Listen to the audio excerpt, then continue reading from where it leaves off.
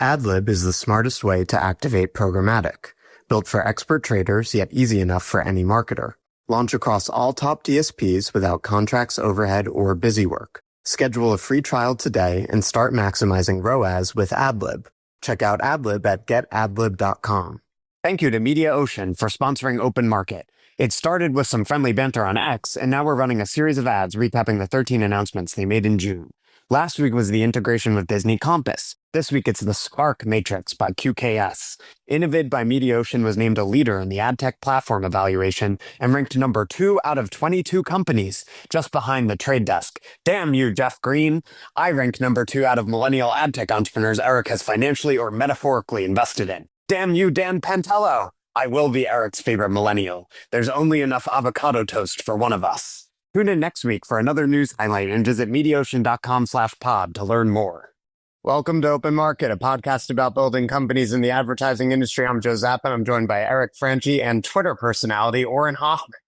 I love it. Now it's X, Yeah, that's true. They're on the times, Joe.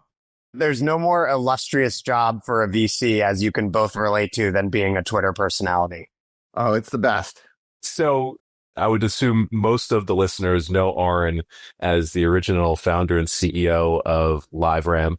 And we're going to talk about LiveRamp. We're going to talk about adtech. But we'd love to just start by talking about you a little bit, Auren. I did a quick scan of everything you're involved with, or seemingly publicly involved with. There seems to be more.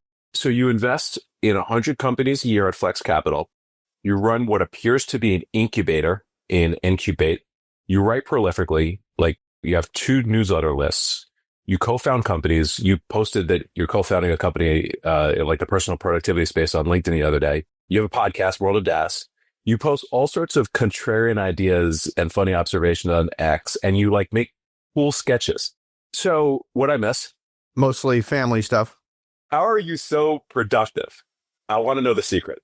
I think one of the things, if you want to look at just generally look at people, is look what time scale they operate in. And you'll find that a lot of people who are really good at their craft, they optimize for a very specific time scale. There's some people who are authors, and then they can do things over months at a time and get super deep into months. They may have to write every day, but their arc, they're doing one thing per month or one thing per quarter or something, right? And then everyone is kind of has a different personality. So I would say my personality is much more of a plotter. I have a to-do list. It's a very simple to-do list. And I literally just go through the to-do list in order every day. Sometimes I don't finish it, and then I just move it to the next day. So I've got kind of that 25-minute, I can do things very, very well in 25-minute increments. I really admire those people who are deeper thinkers. But then there's a lot of people who really can't do things more than a couple minutes or something, and they have to do something, quite different as well. Auren, I was listening to you on the Onward podcast, and you mentioned that you're very optimistic. You enjoy most hours of your day, but you still have some things you do that you don't like to do. What are the things that even at this stage of your career and with your level of success and capital and ability to hire people to do things you don't want to do, you still have to do that you're I don't love that, but it just has to be done? Whenever you have to do something that doesn't happen all the time, it's very hard to optimize around that, right? So, if you did something that happens every day, you could optimize around it. So you can build a process, you could hire someone to help you, you can get an API, there's all these different things you can go do. But if there's something that's happening very infrequently that you do, then, those are harder to, so there could be something around the house that if something around the house happens all the time, I don't know, you have to clean the house, you can hire someone to do that. But something around the house happens very infrequently. And, we all have these types of things, whatever, your bike breaks or something or whatever, very infrequently, then, there's always this higher cost to being able to have somebody else do it or have a system. And work is just like that as well. So you just have lots of things at work that are happening all the time. Hopefully you can at some point you can invest and build a process around that or get technology to help you, et cetera. And then even there, it's hard because those things break or the person you hired didn't do a good job or they left and you have to retake it. So these things are always really hard. But when they're happening very infrequently, especially very infrequently at random time schedules, then you just got to jump in and sometimes do it. And sometimes those are fun, but sometimes those are a little bit of a slog. I probably know the answer to this in terms of what your preference is, right? Like running a company versus this portfolio of things that you have now. What brought you to this point of having your hand in so many things? These things are always hard and everyone makes different decisions here. So I like being an operator. I like actually doing the work. I'm not like a strategic guy. Like there's some people out there, even in the ad tech world, who are like super strategic and kind of like big thinkers. And I've never been that. So I'm very much like in the details of things. So I'm probably more of a COO than a CEO, but like to have some variety in doing other things as well. So I wouldn't say what I'm doing is optimize. If you're really optimizing for building something like massive, probably just do like one thing all day.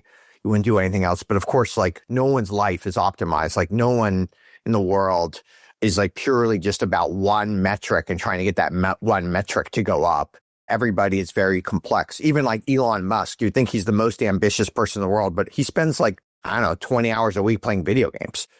He's doing because it's fun, and he enjoys it. So even someone like Elon Musk is like not optimizing his life. Yeah, I feel like there's a sort of philosophical question that every entrepreneur and person with a lot of opportunities has to navigate, which is, do you go like all in on one thing and the compounding of just being like the ultimate expert in that thing or that business? Or do you do a lot of different things, especially as a lot of opportunities arise? If you're optimizing for wealth and for experience, it's almost always better to do one thing. And then maybe later in life, you can do the other stuff, but it's still probably like, then you're just more optimizing for experiences, optimizing for fun, etc. So would you say that earlier in your career, you followed the former path, and as time has gone on, you've sort of tried to maintain a deep connection to certain things? While I followed the former path, but I still was always dabbling in random things along the way. And I think I would have been more successful if I was more focused. But then, everyone has different personality constraints that are out there. And maybe my constraint was I would never be able to do it, even if I wanted to do it. Joe, ask the money question you've been dying to ask. Yeah, I heard you on MoneyWise, Auren, and something you said that I found really refreshing, because I think a lot of entrepreneurs engage in sort of like false modesty around this question, is you were like, yeah, I mean, I made a lot of money, selling LiveRamp and all the other things I've done, but I still would like more money. Is that just because having more money is fun and it allows you to do cool stuff? Or is it because like money is a like benchmark of success? How do you think about it? I think it's the benchmark that's, it's a scoreboard, and it's literally the easiest thing to measure. There's nothing easier to measure than dollars, right? And so you can, you're optimizing. Again, as I mentioned, no one optimizes for money, not even Elon Musk. Like literally no one is optimizing for it. Like we're all doing other types of things in our life. We're all spending tons of time, looking for other things, meaning and fun and relationships and so many other things in life. So it's not something that anybody optimizes. And most people don't even spend like even the majority of their day on money. Most people are spending like way, way, way less than that on it. So they're really not optimizing for it, but it's just the easiest thing to measure, which is why we measure it. Yeah, that resonates with me. I was doing a literature PhD before I started a business, and like I found the business thing nourished my achiever complex in a way academia never could have, because it's just so slow and there are so few benchmarks. Whereas in business, you can just constantly go up and up and up, and you have like the clearest metric to define that. And so I found that really nourishing as an overachiever. We talked about the compounding thing and like settling on one thing. And you mentioned on another pod this year that like if you were optimizing your career for financial outcomes, you would actually not have sold LiveRamp when you did. You would have stuck with it. And you think that if you had, it could be a $30 or $40 billion company. Tell us about that thinking and what you would have done differently had you stayed in control of LiveRamp. LiveRamp, the core product is the middleware product, and that's still the core product of the company. It's about 70% of its revenues and about 10,000% of its profits. It's the key profit. So LiveRamp has many, many, many other products. I think it has at least a dozen other products. I think one of those products is profitable. The rest of them are extremely unprofitable, and none of the rest of them are the number one in their market. Most of them are the number 4 or 5 in their market. So I think the first thing is just like focus on the main thing, best companies focus on the main thing. They don't do what I do, which is just like have a portfolio approach, right? They're really, really, really focused at doing like one thing super well. They're the main company in the middleware market. They have 75+% market share in the middleware market, yet almost no investment is going to that. So just make that better. And don't do the other stuff. So don't acquire random companies. I think almost every company that LiveRamp has acquired in the last 7 years is essentially lighting my money on fire. Even the stock buybacks, usually that could be like a good thing for a company. But it's been like uniquely bad at doing stock buybacks. So almost all stock buybacks have been at extremely high prices, right? So it's been like uniquely bad at doing that as well. And then the middleware business is potentially a much better business. Like today, middle market companies can't use it. It's still only made for like the very largest B2C companies that are out there. B2B companies can't really use it. Certainly small companies can't use it. So like if you think of a trade desk, they have to build their own thing because they have so many diverse customers. And yeah, maybe the biggest customers can still use LiveRamp, but so you're forcing competition in the market because they just don't want to like focus on those things because it's just not sexy. It's not fun. So those are the things that I think you got to do to just make LiveRamp basically, if you want to make LiveRamp great again, those are the things that you have to focus on. Wow. Yeah, it's like 20 times the size of when you sold it, but you also sold it 11 years ago in revenue. Yeah. I mean, if you think of like the market cap of LiveRamp, X cash or something, it's maybe 8 times the size or something. And, all these acquisitions have gone into it. All this money has gone into it, et cetera. They've spent, hundreds of millions of dollars on random things that are out there over time. So it's a good business still. It's amazing. Like the company hasn't invested in the middleware business really almost at all, yet it still has 75% market share and all the customers hate it. Right? If you talk to a customer, everyone hates it. All the partners hate it. They don't treat their customers well. They don't treat the partners well, but yet it's still enduring. Like that's how you know, like you have a great business, even with all the problems, like it's still enduring. But for whatever reason, the company doesn't want to invest in that one business, which is the key business. It's like if Google didn't want to invest in search or something, every once in a while you do get another hit. Obviously, like Amazon started AWS, so you do get another hit, but those are extremely rare. And making sure the main thing is the most important thing of any business. So the assessment is double down on what works, invest in the product, like make it better for customers, and then expand the market for it. All the other products hurt their main business. So not only do the other products are out there, but they're like literally competing with their partners. And it's one thing if you want to compete with your partner and win. So if you use your leverage to like push out a partner and win, okay, it is what it is. And, but at least you have a great business. But it's another thing, like if you're competing with your partner and you've got like the 5th best product out there and it's very unprofitable and it's not really growing or not winning, well, then it's like a double loser. It hurts your main business and you don't get any benefit from it from the new thing that you're doing. So it just doesn't make sense to go do it. Now it's sexy. Some of the things that they've launched are sexy and fun. So I could see how you want to get out of the unsexy thing of the middleware because it's very boring, the middleware business. But the middleware business is where it's at. Well, I know people from LiveRamp listen. So if any of you want to come on and talk about it, you're welcome to. I would say most of the core people there agree. It just doesn't happen, So yeah, you had this epic post about LiveRamp and just like lessons learned and some of the things that you did really well. And it was at the time like a very, very successful acquisition. If you think back, what's like the biggest mistake you made at LiveRamp that other founders, because we have a ton of founders that listen to this, might be able to learn from? I mean, the number one mistake we made was selling the company, and the company it's just a great company with like an amazing collection of talent. And if you just look at what all these people did post LiveRamp, it's been amazing. So those like 60-ish people that were there when we sold the company were just really incredible people, best people I've ever worked with in my life, all at once, all in one kind of area, just really great collection of talent. And we had a good company that was growing super fast and we're growing profitably. So this was not like one of those money losing companies at the time of the sale. We were growing quite profitably and quite quickly. But I didn't realize one thing when you're in the business, sometimes you see all the duct tape that's out there, all the little chicken wire you have to make everything going. And so you think it's uniquely vulnerable. So I didn't appreciate the business until maybe 6 months after we sold it. One of the best things, but if I recall, towards the end was Ramp Up. You started this conference called Ramp Up. I don't know why, but like everybody came. It became this like galvanizing event around data in marketing, and it's sustained for the next still there. 11 years. Still great. Still there. Yeah. Still great. Yeah. It's literally the second most profitable product at LiveRamp right now. Ramp Up is. Yeah. It's actually like if you had to keep one other product, it'd be Ramp Up. If you think of it as a product itself, it's a great product. Amazing. So, all right, we've talked a lot about LiveRamp.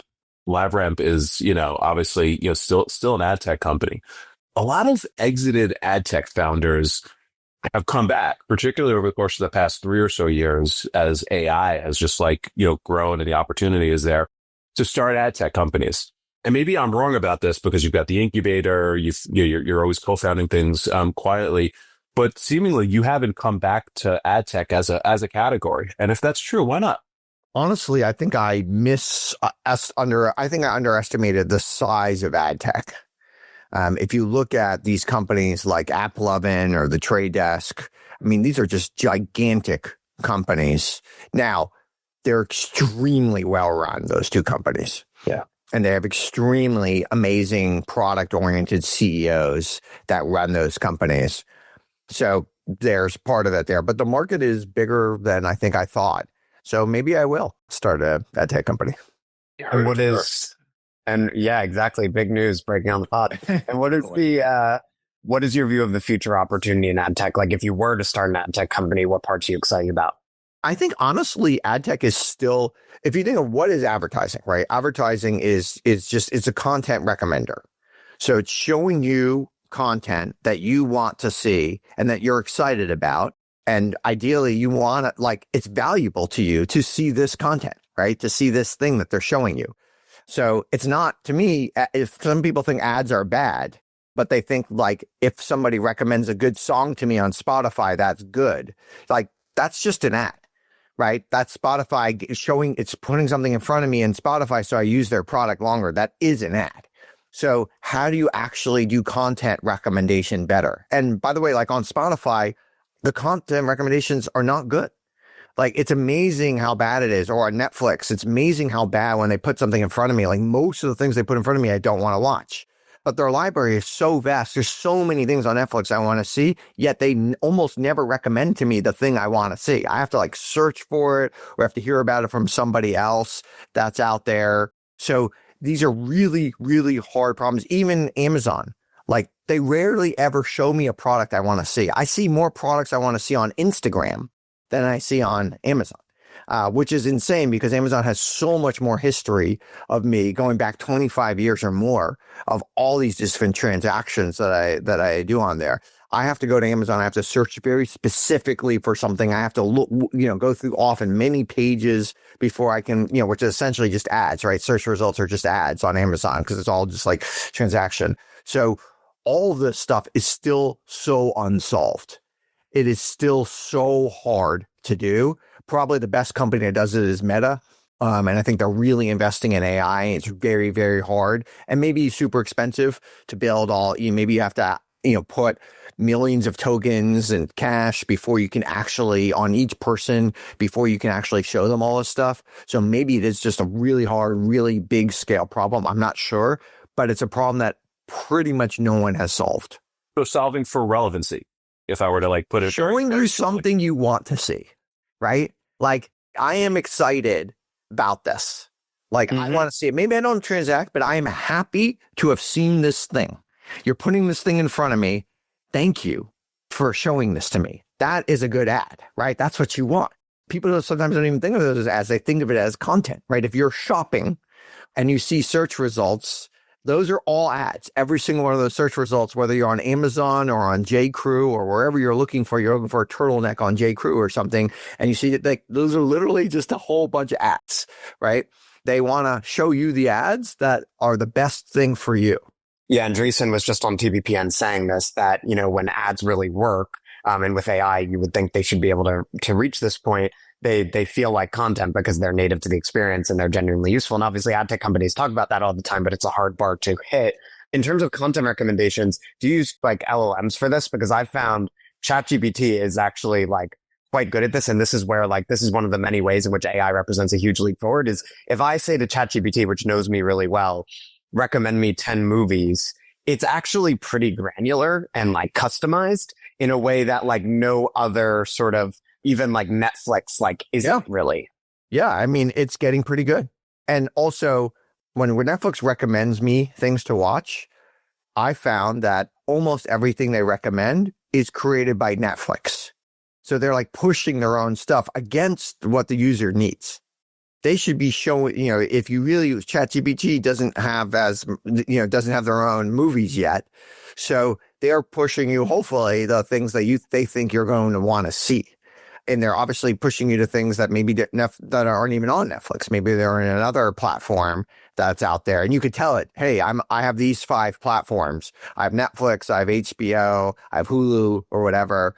So just show me like the things that are, because I don't want to pay for the movie. I don't want to rent it for $4. So just show me the things I don't have to pay for. And it can maybe solve some of those things as well. Do you believe that ads are going to come to ChatGPT and other answer engines? I think that they have a content recommendation problem, just like an ad. Well, how they monetize it, I don't know. So they may or may not monetize it in a traditional advertiser way. Some people will, like I think like eventually maybe like a Perplexity will advertise in some sort of way.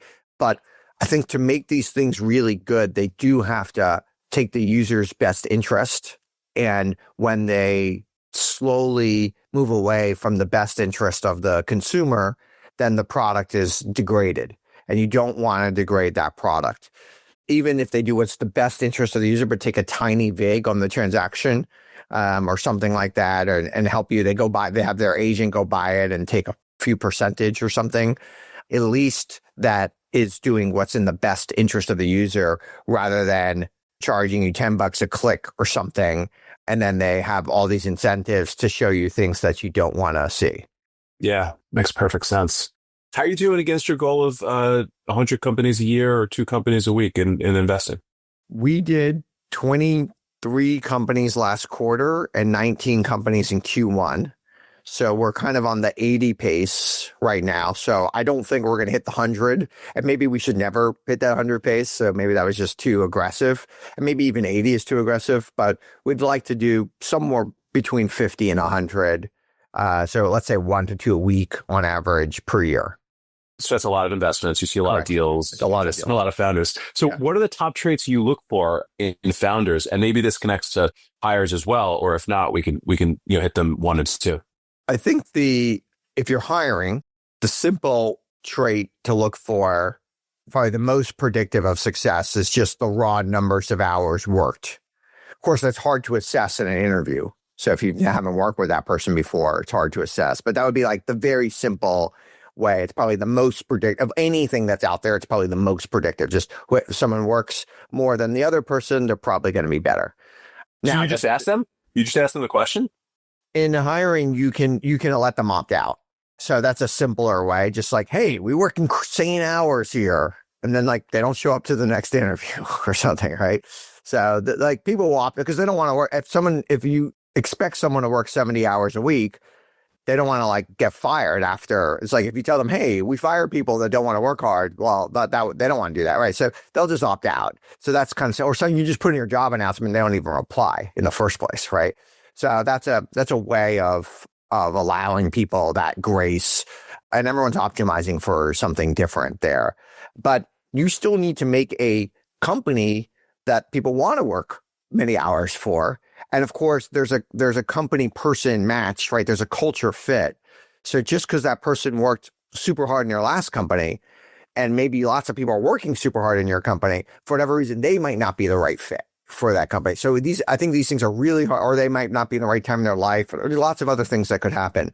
So I think these are really, really hard to do. And then the second question is, how do you predict if that person's going to be the 10Xer? It's much easier to weed out the bad employee. So someone isn't going to be productive at all. The question is, how do you differentiate from the good to great? And I haven't figured that out yet. So if anyone else figures that out, that'd be great.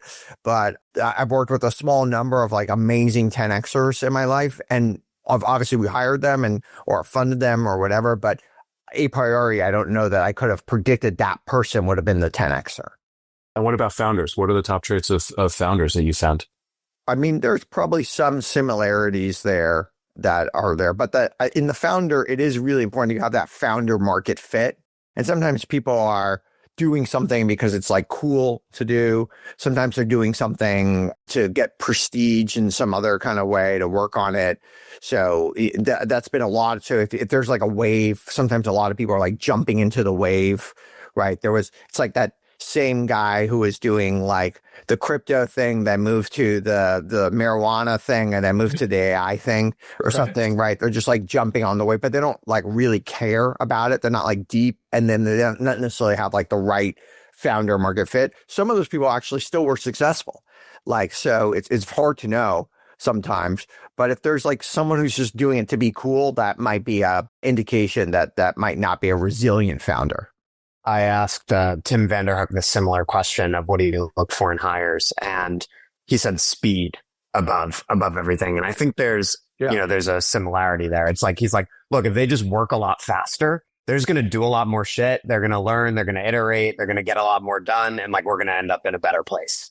Look, the true 10Xers, right? There are not that many of them. The true 10Xers are not only do they have speed, but they push pace with everybody that they work with. They expect people to move at a faster pace, and they're pushing everybody.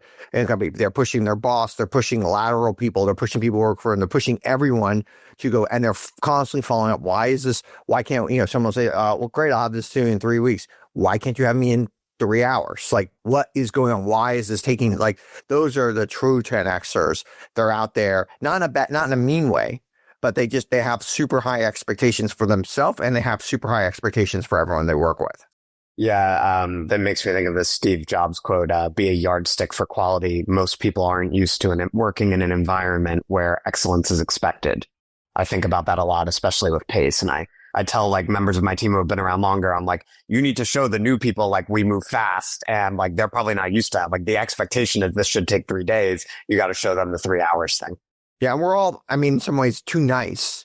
So we're all super nice to one another. And I often am way too nice to people too, and probably people are way too nice to me. Again, you don't have to be mean. So people think, oh, you have to be mean to have high expectations. You don't have to be mean. You could do it with love and everything, but you can still have super high expectations, just like you could with your kids as well. You don't have to let your kids have ice cream for breakfast every day. Yeah, it's not like, why are you getting this done in 3 hours, you piece of shit? Right. It's just like, it's just showing them like, hey, by the way, this would take me 3 hours. How fast do you think you can get it done? And sort of setting that kind of expectation. Yeah, exactly. And by the way, like in my entire business life, I have never, ever worked with a yeller. I've never worked with someone who screams, who is super mean or anything like that. I'm sure those people exist, but like in the tech world, they're a lot rarer than the movies. Eric is making a face. Like Eric's like, yeah, I've worked with a yeller before. They exist, but it's not as common. You described yourself on another pod as high optimism, but risk averse, which is interesting and not necessarily something one would have intuited having read your CV, because obviously you've founded so many companies. What do you think about that disposition, how it affects your approach? I'm generally just a super risk averse person. I don't do things that are risky. Now, I think maybe people calculate risk differently. So, like, when I graduated college, I had some friends, I was an engineer, I had some friends that went to Hewlett-Packard at the time, and I just thought that was literally the riskiest thing that someone could do. And they thought it was the least risky thing that they could do. So sometimes you're making a different risk calculation on something, but I'm generally a very risk-averse person. Yeah, so the risk aversion is premised on a sort of contrarian take of what risk entails often. Yeah, exactly. First of all, I don't want to die, so I'm not putting myself in certain situations that I think like would have those types of risks or something like that. And then even my companies, like I don't want to die. So, but every once in a while, it's still a value maximizer to roll the dice, and maybe there's a chance of dying. And then like for yourself, well, you can always it's not like you're going bankrupt in America and you just pick yourself up and move to the next thing. For most people that are probably most people listening to this podcast, they're calculating risk probably generally pretty wrong. It's probably pretty easy for them to get a job out there. And so if they do something and it doesn't work out, well, they can just go get that job. So they really can't fall below a certain bar. So investing in 100 companies a year, and I realize this isn't a fund structure, but you're all in on startups. So explain back to us how all the investing, all the incubating, all the co-founding to you translates actually into being in alignment with being a risk averse person. Well, I mean, again, I don't invest 100% of my net worth in these startups. So every one of them has extremely high percentage of going to zero. So that would be super risky to put all my net worth in Theranos or something, right? Or give it all to Bernie Madoff. But it's okay to be scammed if you're scammed 1% of your net worth. In fact, that's probably a good thing to be scammed every once in a while because it means you're much more open to new things, et cetera. So even just doing due diligence on everything is a little crazy. If you think of Rupert Murdoch, he put $100 million into Theranos. He lost it all. $100 million at the time was roughly 1% of his net worth. He was roughly worth $10 billion at the time, right? So he lost 1% of his net worth.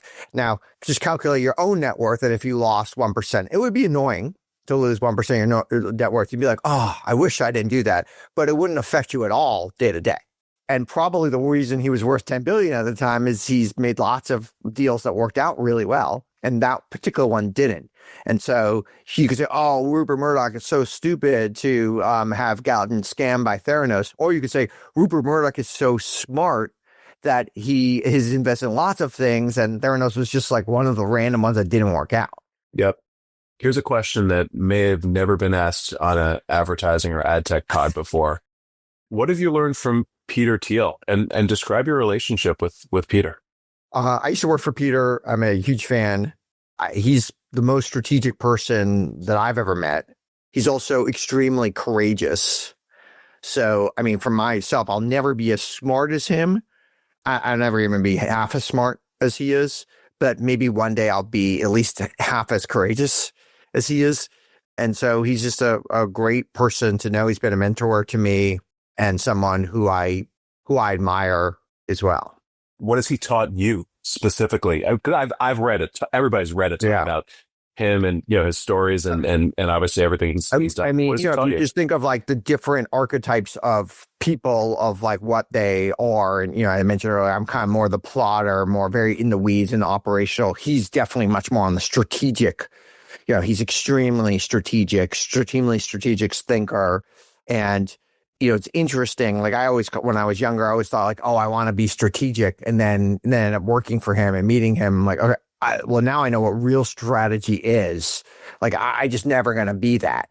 I just never going to be at that level that's out there. He just has such a gift, and he works on it too. So obviously he's honing his craft and getting better and better and better at it. But I imagine I didn't know him when he was 15 years old, but I imagine even then he had this kind of gift that of this kind of strategic thinking. So Peter Thiel taught you about yourself. I think all people you interact with teach you about yourself. How does he hone his craft? Unpack that a little bit more. I don't totally know, but he does seem to get better and better at it. And it's very hard to get better at something when you're at such a high level. If you're the best basketball player in the world, it's hard to improve because there's not a lot of coaches who can show you how to make threes or something. It's hard to oh, Steph Curry, let me show you how to make a three or something, right? You're not, it's who's he going to ask? Whereas if I want to get better at basketball, there's 10,000 people immediately who can show me how to get better. I can easily improve. So I think when you're in the very, very top of your game and you're still improving, it's very hard to do. And you have to build your own system. And I don't exactly know what he does. I don't know what Steph Curry does either. I don't know what these people do, but it is very, very, very hard to improve when you're already so good. there's a through line between what you were saying about your time at LiveRamp and misunderstanding at the time, just what an amazing alchemy of people you had around you. And then like what you learned from Peter, like this ability to understand people and then learn about yourself in relation to them is a huge part of business. I know you posted recently about like the EQ, IQ thing, right? Another thing Tim Vanderhook said where he was like, I was like, what makes a great founder? And he's like, EQ, IQ, drive, like, which I think a lot of people wouldn't expect from him, that necessarily like that the EQ thing would be such a big component of it. Talk a little bit about that and how important EQ is and what you've learned about it over the years. I think EQ is extremely low importance and maybe negatively correlated with success. And wow. If someone says I'm in the top 10% of IQ, they're almost like, I would say 99% of the time, they're in the top 25% of IQ. They have a pretty good understanding of their IQ. If someone thinks they're in the top 10% of the EQ, they could be anywhere. There is no correlation with where they're at EQ. I think people have no way of assessing their own EQ, but almost everyone can assess their IQ. And I don't think other people actually are that good at assessing other people's EQ either. But they're quite good at assessing people's IQ. So it's just a very tough one to measure. It's very tough to go around. Most of the most successful people that I know have very low EQ. In fact, like most billionaires, I would say their EQs are pretty low that are out there. So I don't see the correlation that's there. And especially in this world, I think in like the 80s, where we live in a world where like building relationships, knowing people, networking was very important. You know, the most preeminent job in the 80s was the investment banker. Now investment bankers, like they make less than everybody. Like they even make less than the lawyers today. So they've dropped dramatically on the totem pole. And the people who have just like deep knowledge about things, the PE people, the hedge fund managers, like the lawyers, et cetera, like their incomes have risen so much faster than the investment bankers. And that's generally because EQ is just less important than it ever was. It's interesting because I think first there's a distinction between IQ and EQ in terms of self-recognition, because from the time you're little, you're like, taking tests and you're like, all right, you have to be really delusional to have like a really bad understanding of where your IQ stacks up. That's probably true. But, yeah. Whereas EQ, much more amorphous. But I think that like understanding people, it does often come up, especially in like sales, right? Like you have to understand what does someone really want, but that you're also pointing to a distinction between like people who like make an incredible amount of wealth. And maybe there's like the 99.9th percentile and above of like people who generate wealth. A lot of them are doing things that actually aren't very relational, whereas the vast majority of us commoners actually have to do a lot of that relationality stuff. Like you really, like if you're a sales guy, right, you might be in the 99th percentile, but to get there, you need to really understand like what different people want and how to get it to them. Whereas if you're like the hedge fund manager or the like B2C tech founder, not so much. Yeah, that might be right. I mean, I think EQ is important. Obviously, it's not an unimportant thing, but it probably peaked in the 90s. And even if you think of, okay, who was the president in the 90s? It was probably the highest EQ president we've ever had, the Bill Clinton, I feel your pain type of thing. And then, you go from Bill Clinton later to Barack Obama, who's very cerebral, like, not interacting with Congress very much, pretty low EQ. So I think the world has moved from like high EQ being extremely important in most jobs. Still important if you're like trying to rise up the ranks in something. So if you're trying to rise up the corporate ladder, like, well, you have to play politics, and playing politics is an EQ game often. And you throw people out on the bus. I don't know what people do when they're climbing the corporate ladder in these things. But if you're actually trying to create something, trying to do something, trying to actually build value, EQ's important, but it has less importance than the other things. All the middle managers out there are like, Auren, EQ is so important to what I do. I got to deal with all these people. I got to deal with all these bureaucrats and get them to love me. And especially as we move more to bots and we move more to APIs and other types of things, or even contractors that you can kind of spin up and spin down. Managing people is also less important than it ever was.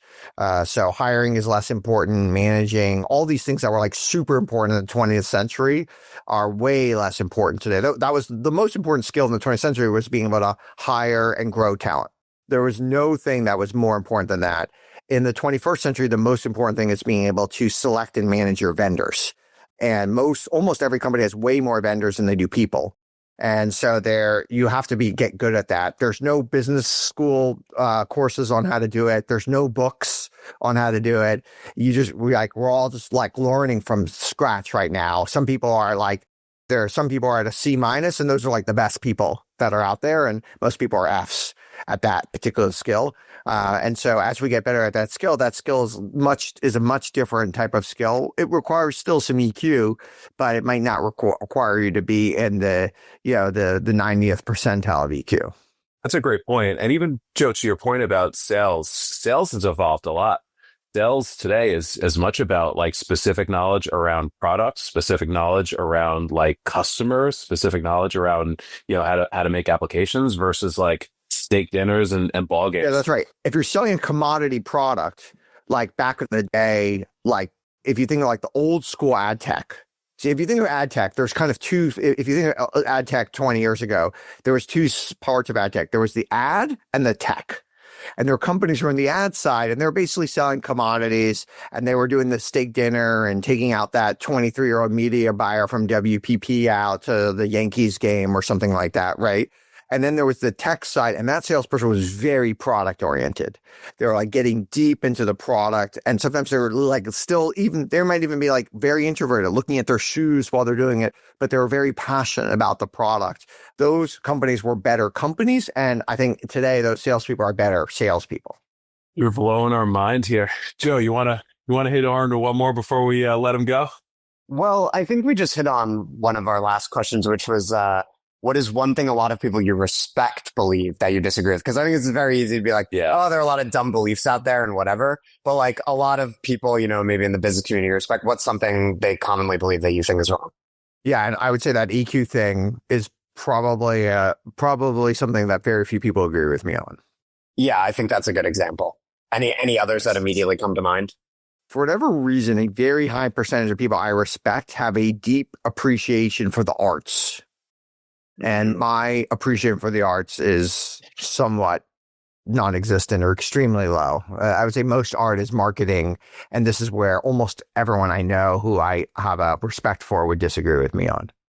Yes, I'm not going to lie. As someone who did a PhD in literature once upon a time, I heard you on another pod be like, you can use AI to become a master of like all these different art crafts in like 2 minutes. And I was like, I don't know about that, Auren. But I appreciate the disagreement there. My mom was an artist, and I think her art's amazing, but I don't think she ever sold anything for more than a few grand. So yeah, cool. Auren, of all the places people can find you and all the things you create, where should we point the listener to learn more about you and the things you're working on?